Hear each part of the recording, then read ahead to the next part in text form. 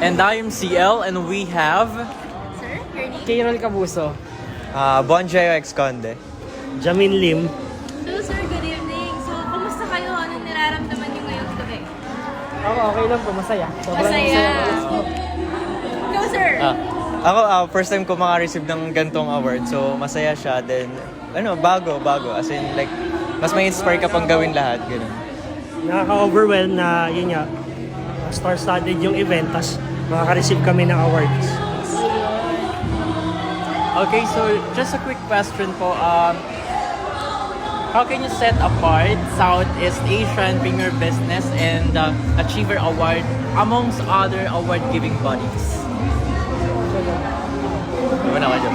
Ang maganda dito sa award-giving body na ito, talagang binibigyan niya ng pahalaga yung mga awardees kagaya namin and mga small businesses at tinutulungan nila na magkaroon ng exposure or media mileage para mas lalong lumakas pa po yung negosyo. Sa atin, same din. Sobrang maganda yung ganito. Yung award na ganito, katulad ko. Sobrang saya ko. Nabibigyan ako exposure na mas nakikilala sa social media, iba't tao. Connection din. Of course. Ayun, siguro sa katulad ng sinabi kanina sa press con, like, before ka mabigyan ng gatong award, like, sinusuri or like, sinosort talaga ng maigi before ka bigyan ng award. Then siguro, ayun nga, mas mapapatunayan na talagang ginagawa mo ng ayos yung trabaho mo. And also, pag nabigyan ka to ng gatong award, mas lalawak yung network mo. And then siguro makakilala ka pa ng ibang tao. Like this. Yeah. Receiving this award, ano yung secret to success? Siguro, secret to success, mahalin mo lang yung trabaho mo.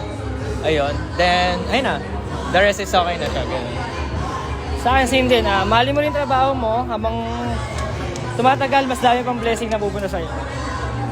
Sipagan pa and grind lang ng grind. Alright, Yes. Alright, again, sir, congratulations. Thank you. And have a good evening. Thank you.